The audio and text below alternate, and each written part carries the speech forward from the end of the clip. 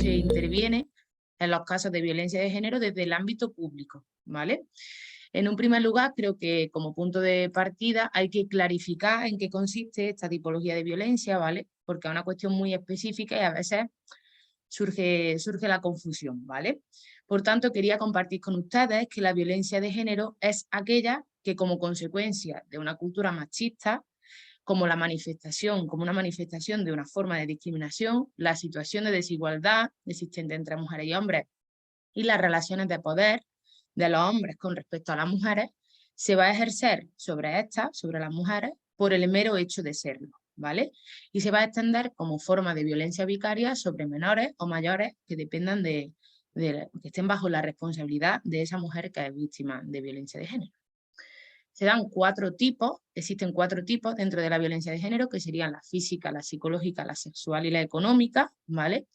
Me gustaría destacar que dentro de violencia de género de carácter económico o en relación a esa tipología, estaría, por ejemplo, el hecho de impedir a una mujer que acceda al mercado laboral, que se desarrolle en ese ámbito, no solo la privación de recursos, ¿vale? Y bueno, pues dentro de la violencia de género hay múltiples manifestaciones, las leyes normalmente van ampliando este apartado para no dejar nada en el aire, ¿no? Entonces tendríamos la violencia en pareja o expareja, que era la que inicialmente se contemplaba, y hoy en día tenemos también el feminicidio, las agresiones y abusos sexuales, el acoso sexual y por razón de sexo, la violencia contra los derechos sexuales y reproductivos, la trata de mujeres y niñas, la explotación sexual, la mutilación genital femenina, el matrimonio precoz o forzado. Si veis múltiples manifestaciones, a cual más desagradable y que siguen desgraciadamente a la orden del día, ¿vale? ¿Quiénes se consideran víctimas de violencia de género? Creo que es importante este punto porque muchas veces para poder obtener como una protección es necesario que contemos con una acreditación de ser víctimas de violencia de género, que ahora a continuación os explicaré qué métodos o qué formas tenemos para obtener esa acreditación, ¿vale? Porque eso también se ha ido ampliando. Entonces, la ley considera que es víctima la mujer que, como os decía, por el mero hecho de serlo, independientemente de su edad, orientación o identidad sexual, origen, etnia, cualquier circunstancia que esté ligada a ella, sufre un daño o un perjuicio sobre su persona como consecuencia de este tipo de violencia, ¿vale? A estos efectos, esto sí es importante, el término mujer va a incluir también a menores de edad. Y es importante porque veremos que al explicar cómo se relacionan las distintas áreas que gestionan que gestiona esta problemática, va a intervenir los centros educativos y tiene que ver con esto, ¿vale? Con que también son víctimas de violencia las mujeres menores de edad. También hijas e hijos de quienes la sufren, ¿vale? Las personas mayores de edad, personas menores, dependientes o en situación de dependencia con discapacidad, ¿vale? Que estén sujetas a tutela, guarda o custodia de la mujer víctima de violencia de género y que convivan con ella en ese entorno violento. Y por último, madres cuyos hijos e hijas han sido asesinadas o asesinados por este motivo. Importante, como venimos diciendo, como es un tipo de violencia que se experimenta por el mero hecho de ser mujer, el hecho de ser mujer va a ser considerado como un factor de riesgo para padecerla, ¿vale? No es una violencia fortuita. Algunas de las particularidades de la violencia de género y que hacen también más complejo el romper con esta situación es que la violencia de género, como es evidente, va a suponer una manifestación extrema de ese sometimiento y la desigualdad que experimentan o experimentamos las mujeres en distintos ámbitos o momentos de nuestra vida.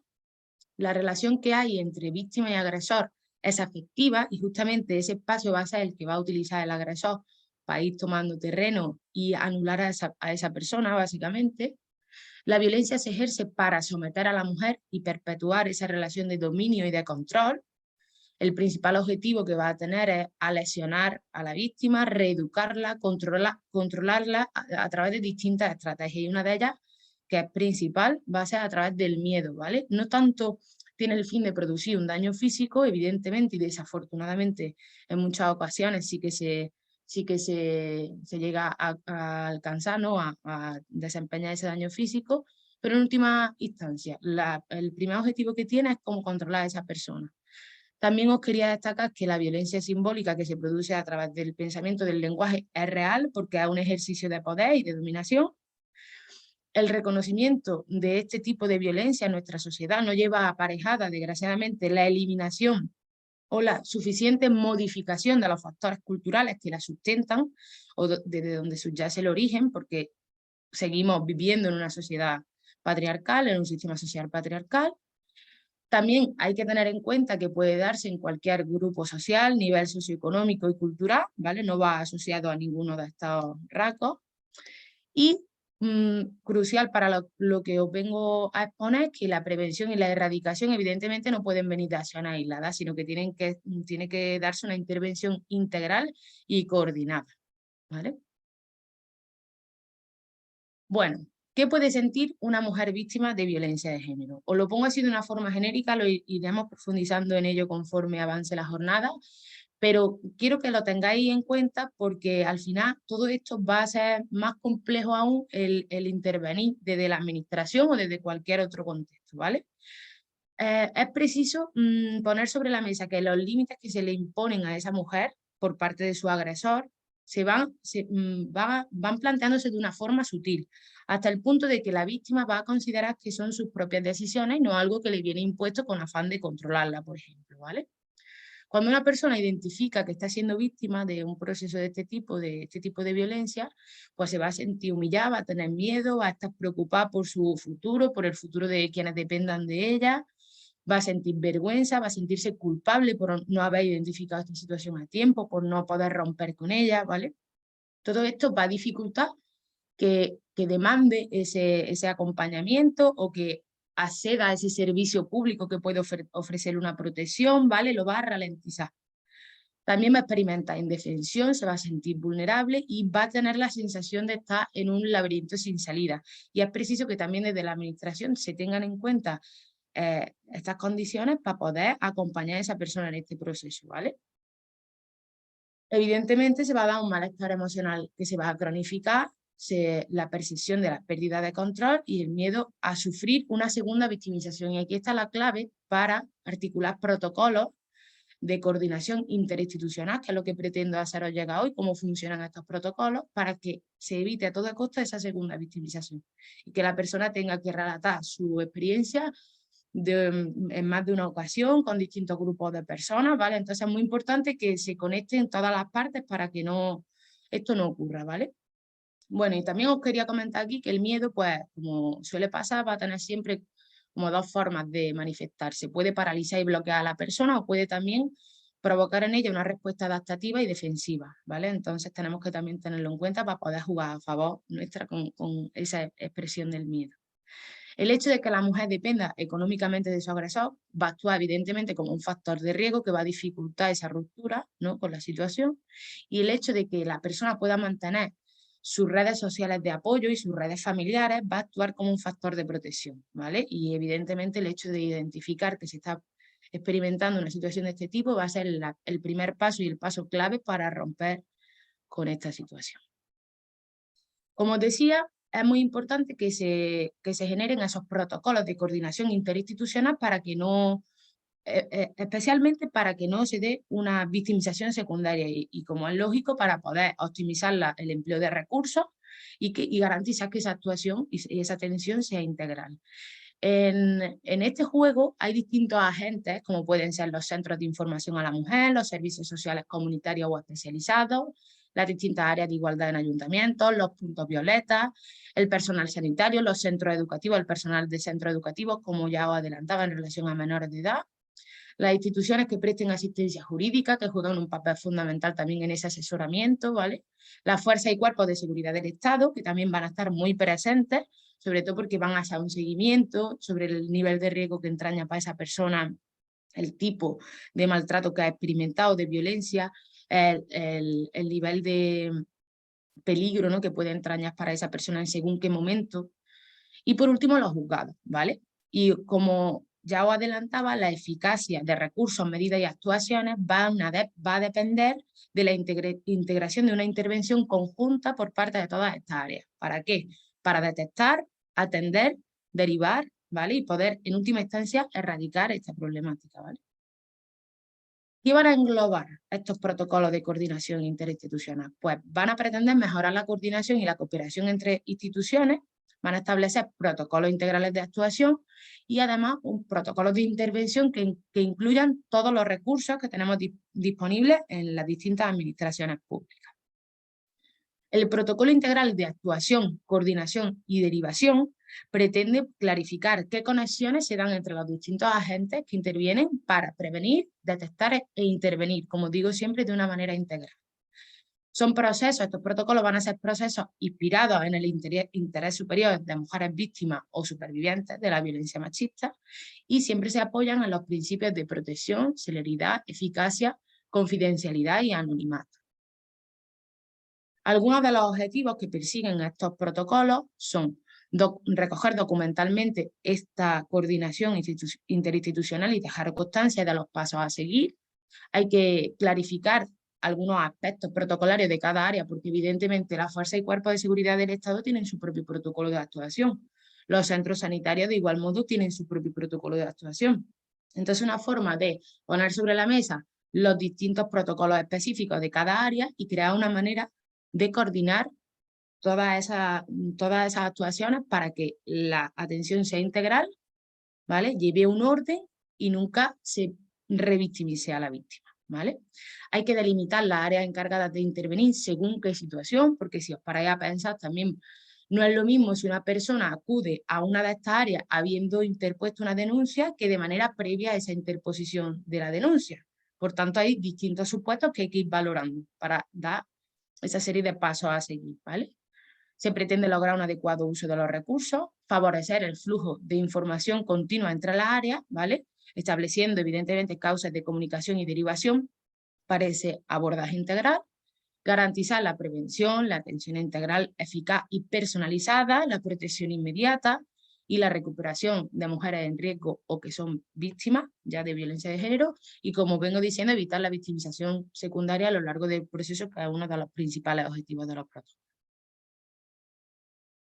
Antes os hacía referencia que para poder disfrutar, por ejemplo, de los derechos asociados a las mujeres víctimas de violencia de género en una organización laboral, se requiere que esa condición de ser víctima de violencia de género esté acreditada, ¿vale? Pues aquí os planteo algunas de las formas que tenemos de acreditar esa condición.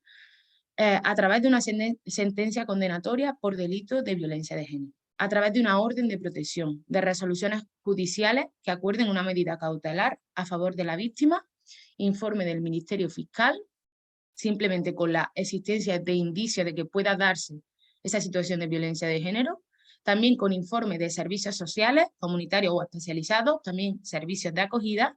Y por último, os quería comentar que hay un modelo común de acreditación administrativa de la situación de violencia de género que es relativamente reciente, que concretamente en Andalucía es expedido por el Instituto Andaluz de la Mujer, pero hay un anexo donde se recogen los distintos organismos que pueden emitir este modelo, ¿vale? Y digamos que es como la forma más sencilla o más ágil de contar con esta acreditación, porque como sabéis muchas veces los procesos judiciales se dilatan en el tiempo y cómo puedo yo demostrar que estoy viviendo algo así para que, por ejemplo, cuando tenga que ausentarme de mi trabajo, esa falta se entienda como justificada, ¿no? Que es uno de los derechos a nivel laboral que va a tener una mujer que es víctima de violencia de género. Los protocolos de coordinación interinstitucional se van a apoyar en unos principios generales de actuación, ¿vale? Tanto de los equipos como de las áreas, y simplemente pues es siempre desde un enfoque basado en los derechos humanos, un enfoque de género, con una perspectiva interseccional que tenga en cuenta cuando confluyen en una misma persona más de una causa que pueda ponerla en esta situación de riesgo, ¿no? También hay que entender lo importante de llevar a cabo una actuación preventiva, ¿vale? Y ahí la coeducación en este sentido es la mayor base que tenemos. La atención prioritaria a la víctima, el rechazo al agresor, ¿vale? La información confiable, esa confidencialidad y ese anonimato que en muchas ocasiones en relación a estos temas suponen la vida de esa persona, ¿vale? El hecho de que la actuación sea rápida, que no se dilate en el tiempo, que se pueda velar por su integridad y por sus derechos, ¿no? Y la visibilización del trabajo hacia la igualdad de género, que es un denominador común en este tipo de actuaciones. Algunos de los derechos laborales que puede, de los que pueden beneficiar, ¿no?, a la mujer que experimente esta situación, tienen que ver con la reducción o reordenación del tiempo de trabajo, la movilidad geográfica, el cambio de centro, el hecho de que se pueda suspender la relación laboral con la reserva del puesto de trabajo, el poder extinguir el contrato de trabajo sin alguna repercusión, ¿no?, la suspensión o extinción de ese contrato dando lugar a una situación de desempleo para garantizar, ¿no?, la percepción de unos ingresos mínimos que posibilite a esa persona salir de esa situación. Daos cuenta que suele darse con frecuencia esa dependencia económica porque ha habido también una violencia económica que ha impedido a esa persona acceder al mercado laboral y tener sus propios recursos económicos, ¿no? Entonces, este tipo de relaciones también se dilatan como consecuencia de esa dependencia económica o material. Si no damos una alternativa, si no planteamos una salida real y teniendo en cuenta esos recursos necesarios, ¿no?, pues evidentemente, ¿dónde va esa mujer? ¿Dónde va cuando interpone una denuncia y no tiene experiencia laboral alguna o carece de una formación? En fin, habrá mil casos, ¿no? Pero desde luego es un aspecto básico el poder disponer de recursos, ¿vale? También otro de los derechos laborales está relacionado, como os decía antes, con que el tiempo con que la ausencia y la falta de puntualidad se van a entender como justificadas. Tened en cuenta que vamos a tener que acudir, por ejemplo, a instituciones que nos oferten una orientación jurídica. Vamos a tener que gestionar documentación. Vamos a tener probablemente que pelear por una pensión alimenticia. Y todo esto requiere tiempo y requiere, pues, acudir a una cita en un centro de información a la mujer y todo ello se nos va a pisar probablemente con nuestro desempeño de la jornada laboral. Entonces, claro, no podemos crear una red de recursos amplísima para favorecer esa protección y esa integración y luego no contemplar, ¿no?, esa ausencia. No tendría sentido. También os quería comentar que el tiempo de suspensión se va a considerar como periodo de cotización efectiva a efectos de prestaciones en la seguridad social y desempleo. Y esto va también en la misma línea, ¿no?, en no dejar a esa mujer desprovista de una protección porque no ha llegado quizás a cotizar lo suficiente como para percibir una prestación por desempleo, ¿no? Cuando en ese momento ese ingreso económico es crucial para que esa persona pueda empezar una nueva vida, ¿no? Y con respecto al ámbito sociofamiliar, algunos tips que os quería yo adelantar, ¿no?, tienen que ver con respetar los tiempos de la persona, que es muy difícil, sobre todo cuando desde fuera a veces se ven las cosas con mucha más claridad que desde dentro, ¿vale? Y además coincide con que son personas de nuestro entorno, pues, social, laboral, familiar, que nos duelen, ¿vale? Es muy complicado mantenerse al margen, pero no soltarlas, porque nos desgastamos, porque nos hace daño. Entonces yo, desde mi humilde opinión, ¿no?, profesional y personal, respetar los tiempos, acompañarla siempre, empatizar con ella, mantener siempre una escucha activa cuando nos comparta alguna de sus experiencias, aunque duelan, ¿vale? Informarse sobre recursos que existen, como los que estamos compartiendo, acompañarla también en el acceso a esos recursos, en romper un poquillo, ¿no?, el hielo en un primer contacto y sobre todo, y lo más importante, que no caigamos en emitir juicios sobre lo que está haciendo o los tiempos que ha requerido o por qué no has roto con esto antes o no te das cuenta, o evitar todo eso porque no nos aporta nada y lo único que va a hacer es que esa persona se aleje de nosotras y que sea mucho más difícil acompañarla y protegerla, ¿vale? Y sin más, yo doy paso a mi compañera Cristina, a ver qué nos cuenta ella.